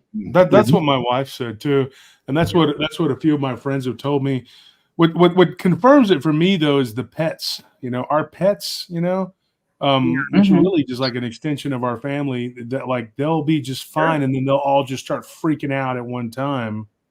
And at one point, we had guests over, and we were test running my wife's board game, which we've had to put on the shelf right now because we have a bunch of other stuff going on because it's done. But we were just doing a test run at that time, and we all witnessed this black shadow thing like walk just right across in the den, and we were all just like dumbfounded. Like, I mean, we had guests. I mean, there were people at my house, and we all saw it. And so yeah, there's been some weird stuff here. There was something here when we moved in this particular study. I didn't stay in this room by myself much for the first month I was here, maybe a month and a half, because I always felt like there was something in here. And then slowly I got the energy out, because I'm a follower of Christ, and I used, the name of Christ to rebuke it and get rid of it. And it left, but it kind of lingered around. And then every now and then you'll feel something like touch your leg, Oh, wow. So my wife was in here one day and she said something touched her leg. And I said, well, what if it was a spider? Not like that makes it better. Yeah, that's worse for me. That's worse. Yeah. Well, I have a question then. Now they do say paranormal tends to flare up under stress, and obviously moving is a stressful situation. Do you think that those might be connected? That the stress Absolutely. of you moving might be causing them to stir up? We've been under a lot of stress. I think I never had a lot of gray hair, even though I'm almost 49 now, but I've gotten some gray hair in since the conference because of all the stuff that's gone on, but I don't want to talk about it. But yeah, there's been an enormous amount of stress. And, and Bettina and Madeline, I saw Madeline in the chat, they came to the house, and they felt weird stuff, and we're like, hey, there's something here, Sure. David Weatherly and his wife have been here, Ken Gerhardt and Ann, said she liked the house, but she could tell there was something here. Now, one of the women that works for us, she's actually on post right now and messaged earlier because her son's starting work for us tomorrow. We are really a family company. We have, we tend to hire people within, we our own ranks, whatever. And so she came over. She has a cleaning service, and she works part-time for us, but she came over to clean the house to help us clean it.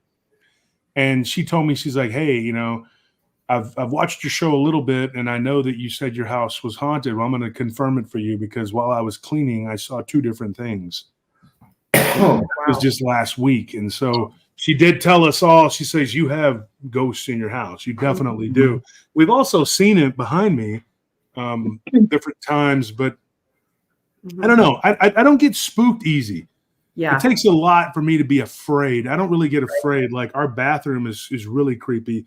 The first thing that ever happened to us in this house, and I know if you ladies in BMR, you may know, but Gary, I don't know if I've ever told you, but the first time that anything happened in this house, it was the second night we were here, and it literally sounded like in the master bedroom, our bathroom is right there to the right, and of course I have to sleep right by it.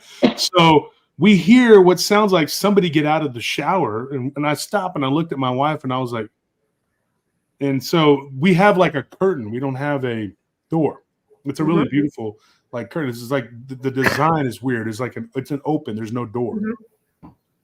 So the people that were here before put up a curtain, but it was kind of a whatever. So we got a really nice curtain, and it's I've gotten used to it. But so we heard it, and we heard footfall, like splat, splat, splat, splat, like somebody walking with wet feet coming right up to the curtain, to the point where we were sitting there, and I was like, okay, and of course I'm armed, but I'm sitting there like I'm about to have to do something, because I thought it was a person.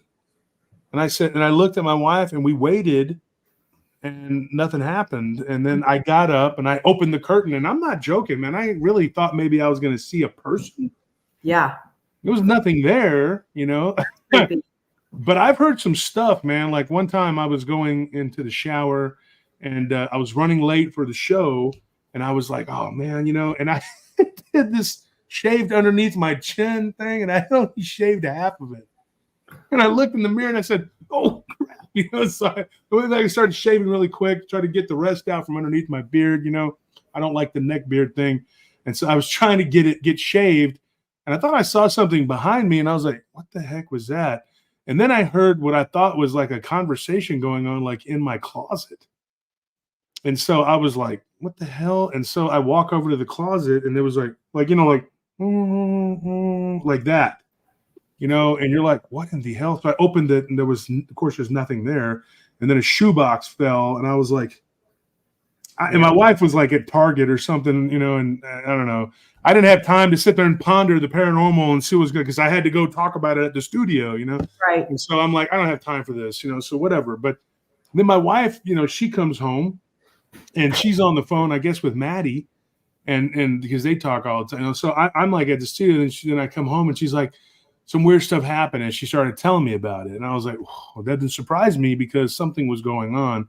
And then one time I was here in the studio, or in the study, and I was doing some research, and I was on the phone with a colleague, and my wife I thought it was her, had knocked on the wall, because the bathroom is right there, on the other side.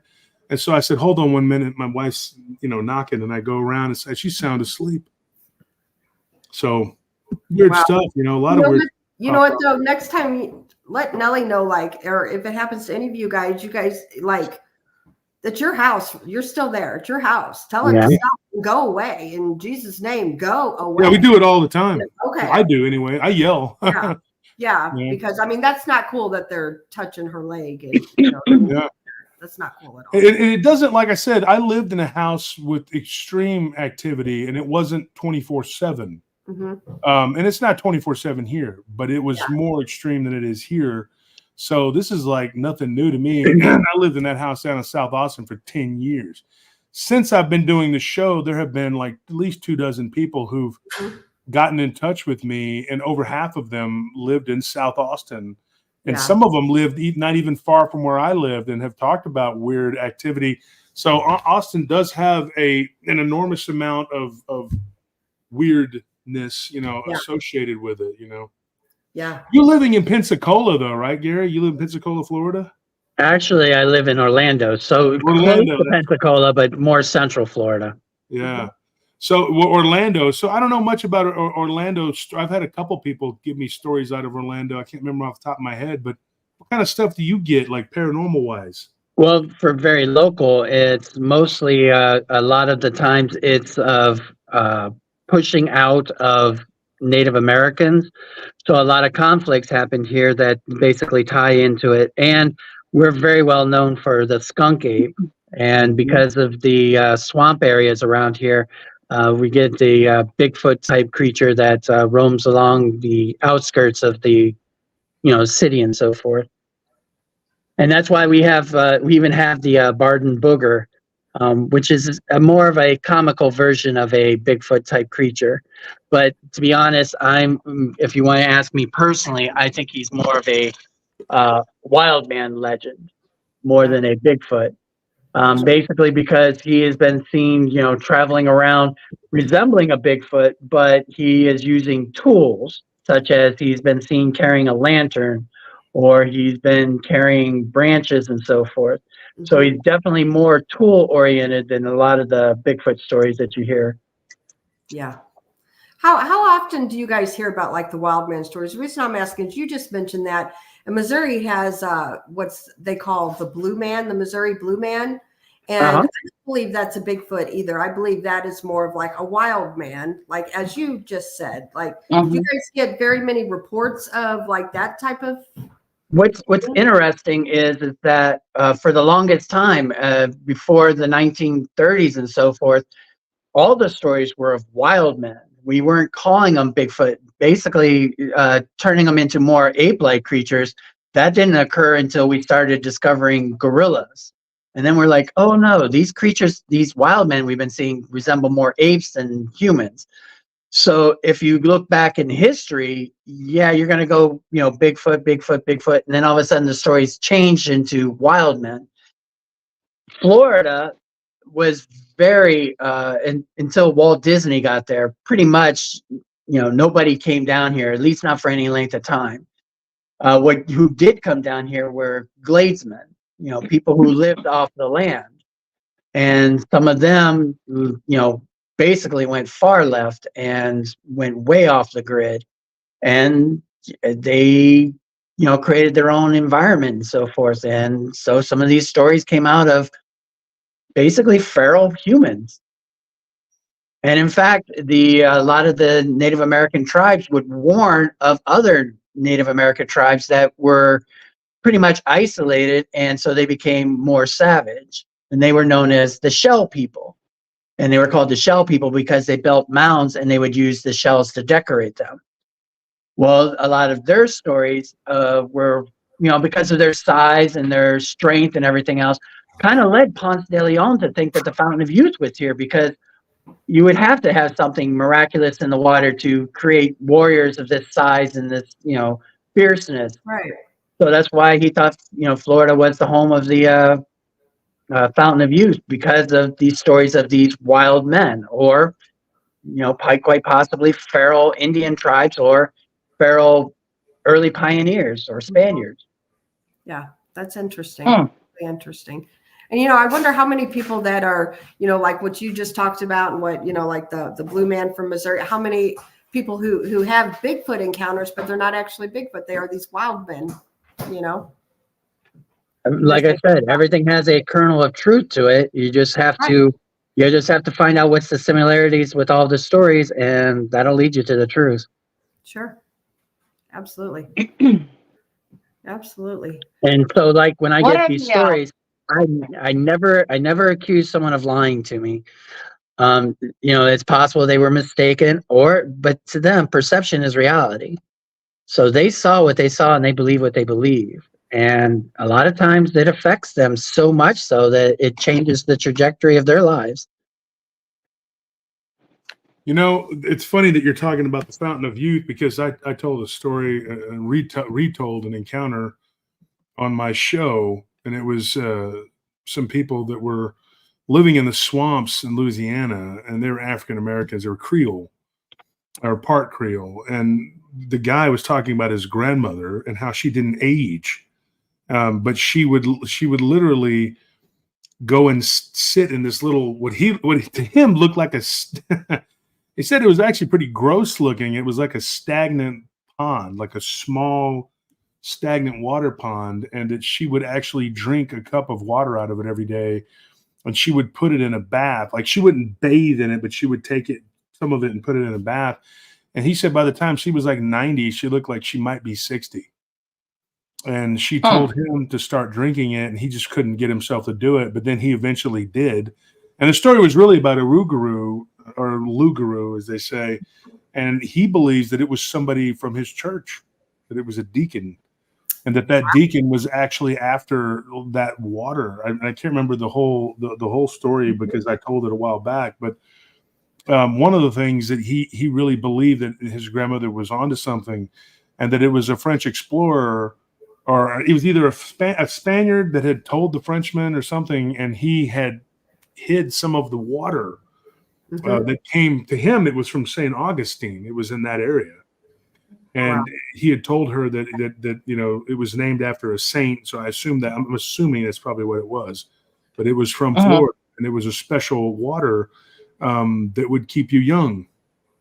Now, it could be something that's highly mineral based, and it has some, because we know that there are certain types of enzymes and minerals. There's all kinds of things that are anti-aging, and that can keep you from developing wrinkles and your hair follicles from turning gray. It's just the truth, but there could be something to this, though, because like he said, he started drinking it and using it, and he's like my age, but he looks like he's 35. Right. And supposedly this water there was water that was poured into this spring, and it's been blessed ever since. Who knows? Wow. Gary's lost your sound there, buddy. Sorry. I'm trying to reverse the camera on this because I want to show you something. So it's not working. So I'm going to do it the hard way. I think you can share. I was going to say you can share screen. Okay. Well, so do you see this Sound like you can. statue? Do you see the statue? Yeah. I do. Okay, that is the statue at Tomoka State Park. And as you can see, it's an Indian chief, and he holds a goblet, and he's pouring water down. The legend is that this was an Indian chief, Tomoka, who basically went against the tribe's wishes and stole a sacred cup or holy grail and drank from a sacred spring, possibly the fountain of youth, and basically became invulnerable and immortal. And so therefore he, according to the legends, as long as he drank from this special cup out of this special water, he was basically, nothing could harm him. So that's one of the Native Americans that we have here in Florida that ties into the fountain of youth. Wow, that's interesting. We've got here in Missouri, it's in Excelsior Springs. It's called the Hall of Waters, and it's springs too, and it's a haunted location. However, Harry Truman, President Truman, in 1948, he spent his day there when he learned of the election results, and I find that interesting. And it was the youth. People wanted to get youth and healed. Because this water had something special in it, so people with like cerebral palsy and things like that would go to get healed. I find these places quite interesting myself. Yeah. And like I said, so yeah, there's a lot of stories that behind it, and there's what leads, the next thing, Ponce de Leon coming in, and then, all these other stories tie into one after another. Yeah. I got a story not too long ago, which I haven't even fleshed out yet, but it's going to come out eventually. And it was an inner earth story. And it's something that I've been looking into for a long time. And it goes back to one of my colleagues who passed away, Britton Sawin, who actually saw what he believed was a Darrow. And he didn't call him the Darrow, at first, but it was I believe that's what he saw. And it goes back to the Shaver Mysteries from Fate magazine. If you remember those are old issues, but sometimes they would play, they would replay them in the magazine. And yeah, exactly. And so they started doing this thing in Fate magazine where they would, go, because they were around for decades and decades. Yeah. So they would replay like 50s and 60s stories that obviously if you're listening or reading in the 90s or the 2000s, you're not even going to remember those. So it was new to me. So one of my favorite parts of the magazine were the stories that went back into the 50s and 60s. And so I remember reading one about the Shaver Mysteries, and I remember corresponding with Sawin and when he, before I became a YouTuber, and he talked about this encounter with this being. And he talked about how it had this blue stuff on its face. Well, subsequently, having talked to multiple people who have gone into the inner earth and who've actually claimed to have sort of an abduction scenario where they end up in the inner earth, they've seen beings with this sort of blue fungus or something, or they'll see this really blue water. And it's interesting. One of the people that I interviewed not too long ago, who claimed to have been into lycanthropy, which was a guy named Gerald. And then through him, I met a guy named Joel, who was supposedly into vampirism. And they went to this temple. And I talked to another guy named Carlos, who was involved with all this. And so I believe that they didn't all just concoct these stories. I believe this is real. But they said that there was this blue water, and it was kind of like a purification water. And they said that they themselves couldn't touch it for very long because it would burn them. But for the average human, like a normal person, like one of us, you could bathe in it and it would give you life. Like it would, Wow. For them, all they could do was use it to burn off like parasites. Because what they talk about is parasites, not in like a tick or a flea, or maybe that too, but what they used it for was the purification of spiritual parasites, because spiritual parasites were a very real thing to them, almost like mites that would dig into their other, which is like this spiritual demon thing that gets into that attaches itself to their spine. And so they would go and they would cleanse themselves. And I asked them, I said, where does this come from? And they said, I don't know. It's a spring that comes deep within the earth. And where they build these temples, they don't conjure up this water. They build them over these springs that go directly into the inner earth. Now, the interesting thing is I had an encounter with this werewolf type creature when I was 15. Mm-hmm. When I was interviewed the other day for the newspaper, I mean, it wasn't an interview, it was a pre-interview. And I talked to the guy earlier. His name is Thomas Edwards. He's the editor-in-chief at Taylor Daily Press. And when I talked to him, you know, he asked me, he goes, why do you think it is that Taylor would have these? Now, there was a young man that was there who I went to school with his brother. And he answered, he goes, well, he's like, Taylor's a pretty old city. And he kind of laughed. He goes, well, I'm from San Antonio, and it's hundreds of years old. I said, yeah, you're right. But people have been living in this region for a long time because there's water. And he said, where does it come from? I said, it's an artesian well. And at one time, this is a historical fact, Taylor had the deepest artesian well in the world. So the water would come from so deep within the earth that it would come out hot. Like it was steaming hot, like a geyser. Yeah, and so they have this big circular deal, and you can see the steam coming off of it. And it's there to this day. It's been there since I was a kid, since I've been alive. And so I wonder if there isn't a passage to the inner earth that links them to coming up, you know, from there. Because wherever these springs are, you tend to have activity. Now, all throughout the hill country, there's all these natural springs like Jacob's Hole, Blue Hole, all these different places, and they're named after this hole, that hole. And of course, you have dogman activity, Bigfoot activity. And I think it lends credence to the fact that maybe these creatures and these flying humanoids too come from within the earth. And I do believe that blue water, people say that when they go swimming at Jacob's Hole, that they feel rejuvenated and alive. We have one here, Barton Springs. And so Barton Springs is a very popular place. People swear by it. There's people that have been swimming there. My friend's dad, he's been swimming there every day for like 50 years. And I got to say, he's 78 years old and he looks 50. So maybe there's something to it. You know, there's something to this blue water. And this water could hold the secrets to something that we don't know. But of course, these people, they guard these secrets and they're not going to tell you. But I do believe that there is this blue fungus that is found on some of these beings. People will describe seeing like this blue stuff. One lady described one of these creatures as had looked like it ate like blueberries, and it was smeared on its face. And it was one of the Bear Man stories that I got. And they have seen these things in Yosemite and Yellowstone and in different national parks.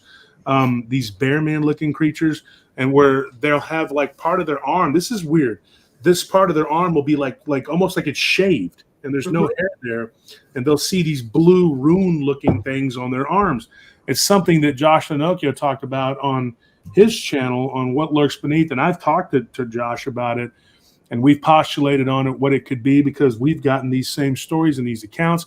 And of course, you had Eric Palacios on the show, and Eric talked about the cave with the runes and all that, you know, the Bear Man legends. David Weatherly has covered some of these cases. So have I.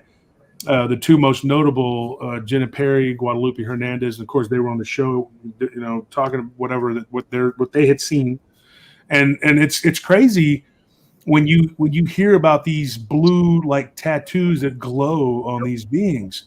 Is that the immortality? It sounds weird, you know, and we're not going to get to the answers of it in the next 12 minutes, you know.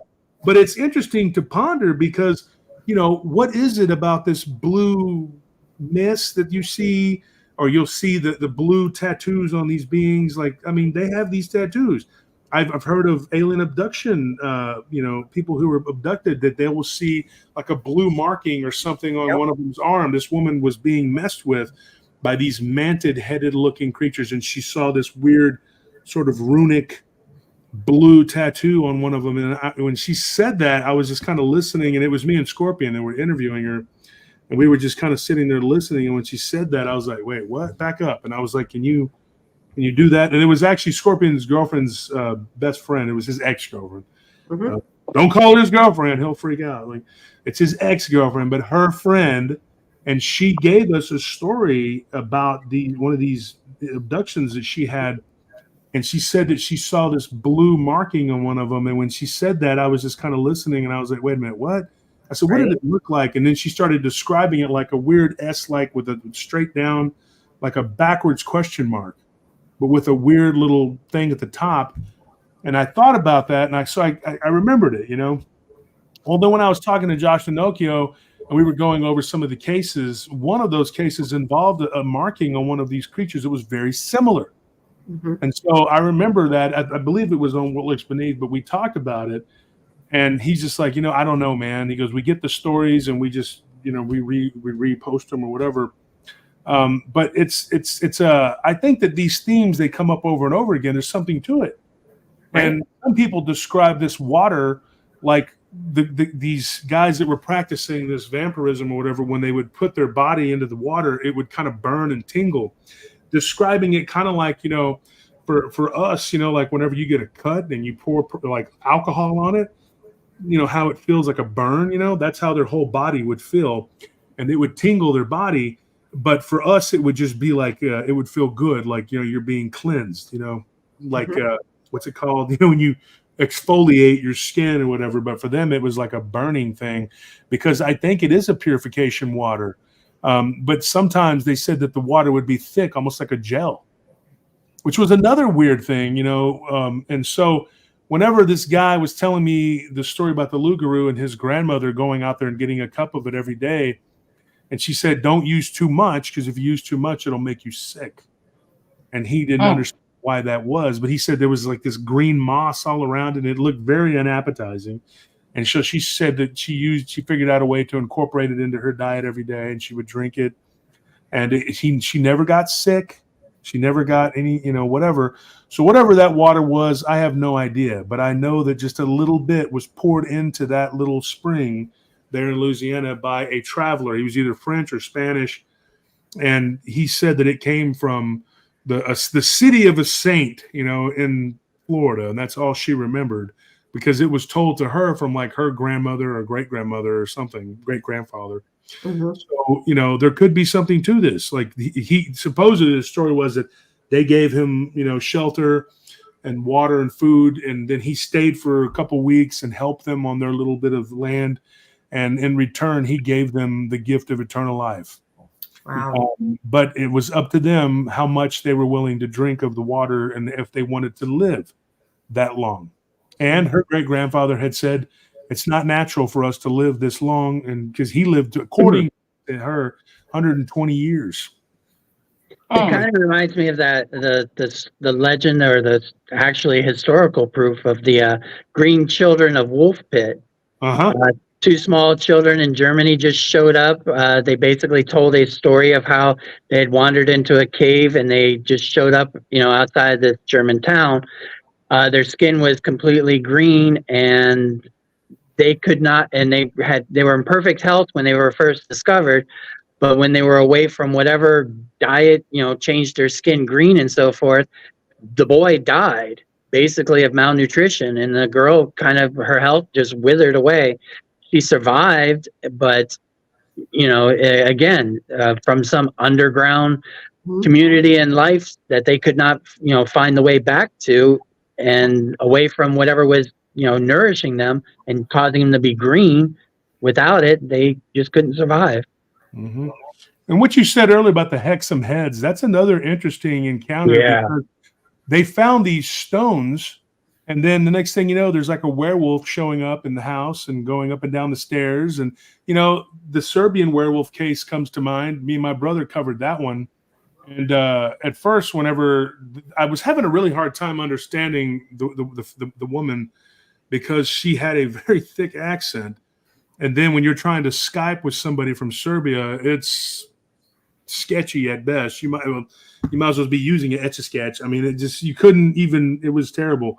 So finally, when he came back from Slovenia, he could talk English pretty well. And he was like recounting the stories of what had happened. Of course, the sarcophagus that was found and this weird Templar sword that was pulled out of it, it was pretty intense. One of their servants was grabbed by something that was trying to pull her into what appeared to be a portal that was in midair, and it was green. If I remember correctly, it was green, like the portal was green. Now, if you read the hadiths of the Quran or whatever, they talk about the Arabs. They talk about the calf, and the calf being like that's where they come from. These beings that exist, And I'll preface this by saying I'm not Islamic. Okay, I'm a Christian, but that doesn't mean that what they're talking about doesn't have some validity. Because a lot of times when people are in the desert, and I've gotten stories from Al-Madam, from Al-Sharif, I've gotten stories from Baalbek, I've gotten stories from, the Forbidden Cities, these different places, Petra, where people will be out in the middle of nowhere with the Bedouins and they'll see blue or green balls of light. And I actually had told one of those stories, ladies, on this show, about these people that were out in the middle of the desert and these balls of light, and they take shape and they do things. And now I know from my research that the jinn, that's two of the most prominent colors that they use. There's blue genies and green genies, and they tend to be a different age group. Like I think the green ones are older and the blue ones are younger, and they tend to be less volatile. But this greenish blue color or green color could come from, the fact that they live in the Green Mountains. Now we know that Venus is green. It's very weird because if theoretically, if you look at quantum physics, you could fold, bend, and squeeze space and time.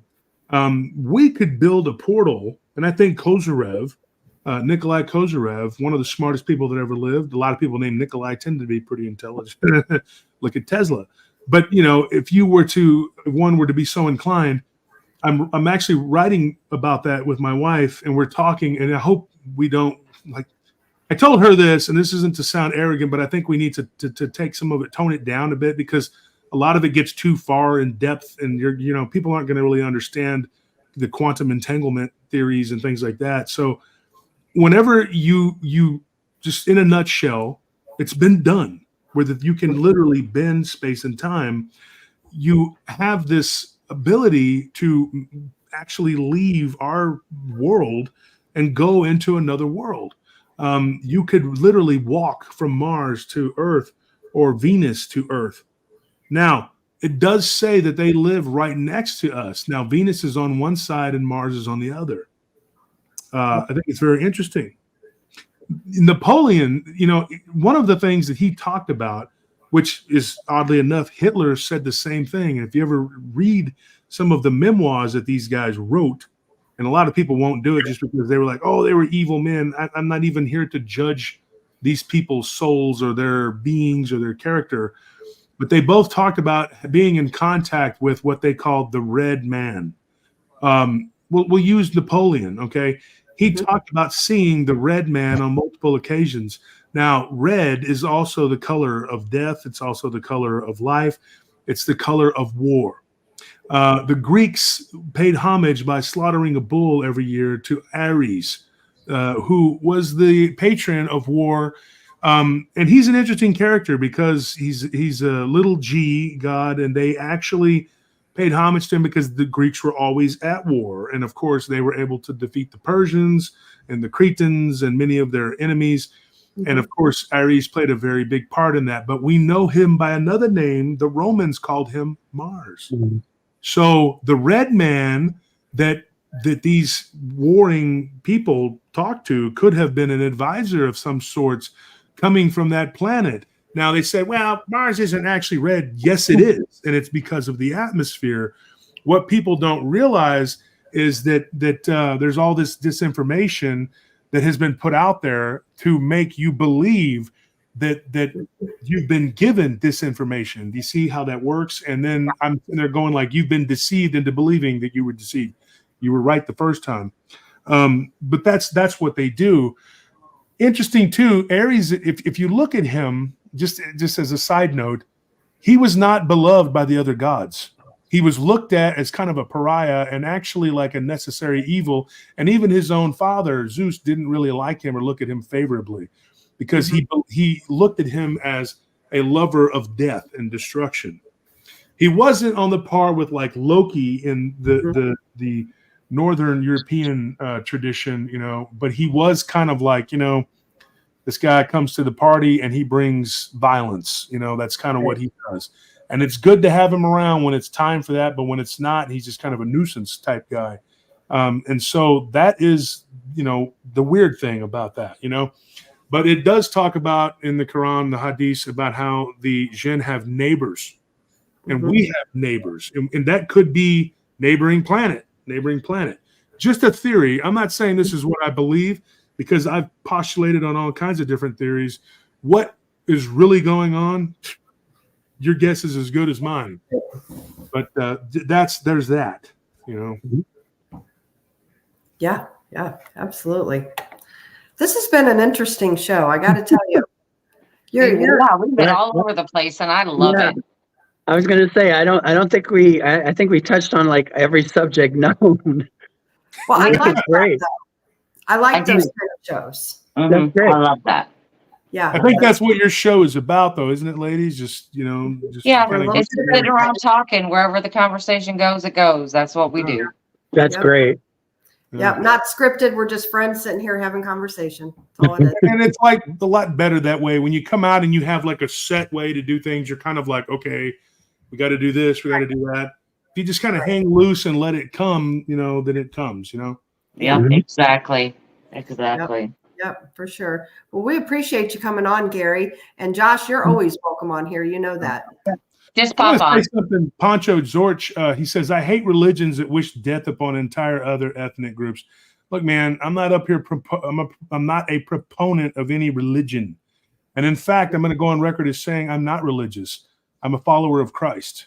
Now, a lot of people are not going to like whoever I'm talking about, and I don't care. That's your opinion. Believe what you want. You also don't like people who retell people's stories or whatever it was you said the other day.